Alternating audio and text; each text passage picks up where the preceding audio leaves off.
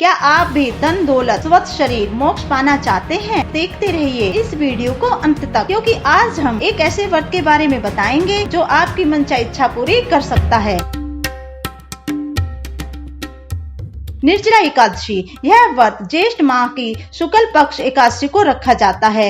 निर्जला एकादशी का व्रत गंगा दशहरा के अगले दिन पड़ता है। निर्जला एकादशी को पांडव एकादशी या भीमसेनी एकादशी या भीम एकादशी भी कहते हैं। बिना पानी के व्रत को निर्जला एकादशी कहते हैं।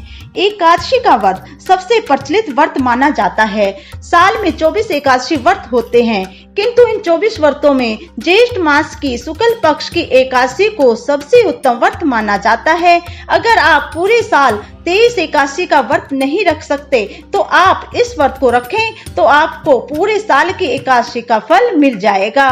इस व्रत को करने से पापों का नाश होता है, लंबी आयु होती है और मोक्ष मिलता है। दोस्तों, निर्जला एकादशी के दिन हमें विष्णु भगवान के चरणों में एक अखंड ज्योत जरूर प्रज्वलित करनी चाहिए।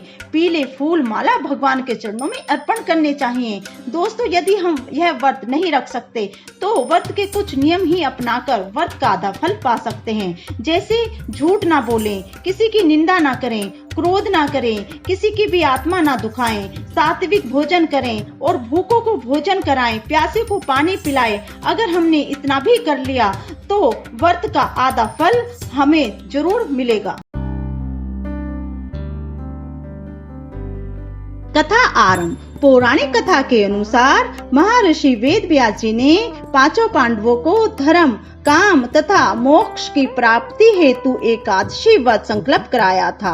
माता कुंती तथा द्रौपदी सहित सभी एकादशी का व्रत रखते, किंतु भीम, जो कि गधा चलाने तथा खाना खाने के विषयों में अत्यंत प्रसिद्ध थे, उनकी भूख उनके संयम में नहीं होती थी, अतः उनके लिए महीने में 2 दिन उपवास करना अत्यंत कठिन था। जब संपूर्ण परिवार का उन पर व्रत के लिए दबाव पड़ने लगा तो वे इसकी युक्ति ढूंढने लगे कि उन्हें भूखा भी ना रहना पड़े तथा व्रत का पुण्य भी मिल जाए। अपने उदर पर आई इस विपत्ति का समाधान उन्होंने महर्षि वेद व्यास जी से पूछा। भीम पूछने लगे कि हे पितामह, मेरे परिवार के प्रत्येक सदस्य एकादशी का व्रत रखते हैं तथा मुझ पर भी दबाव बनाते हैं, किंतु मैं धर्म, कर्म, पूजा पाठ, दान आदि कर सकता हूँ, परंतु व्रत नहीं रख सकता, क्योंकि मेरे पेट के अंदर वर्क नामक जट अग्नि है, जिसे शांत करने हेतु मुझे अत्यधिक भोजन की आवश्यकता होती है। मैं भोजन के बिना नहीं रह सकता।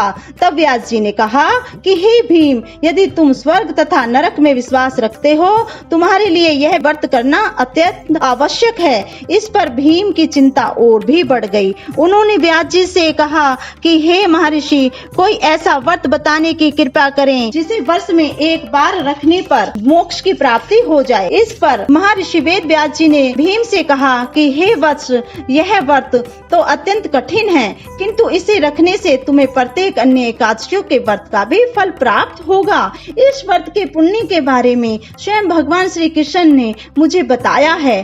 भीम, तुम ज्येष्ठ मास के शुक्ल पक्ष की एकादशी का व्रत करो। इसमें निराहार रहने के साथ साथ जल भी ग्रहण नहीं कर सकते, अतः एकादशी के शुभ दिवस पर निर्जला उपवास रखकर भगवान श्री हरि की पूजा करना तथा व्रत अगले दिन स्नान आदि करके ब्राह्मण को दान दक्षिणा देकर उन्हें भोजन कराने के पश्चात स्वयं भोजन करें। इस प्रकार तुम्हें संपूर्ण वर्ष व्रतों का जितना पुण्य प्राप्त होगा।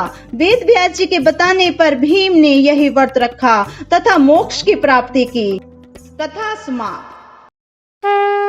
सब बोलो विष्णु भगवान की जय। जो कथा को सुने उसका भी भला करे भगवान, जो ना सुने उसका भी भला करे भगवान। जय श्री राधे राधे।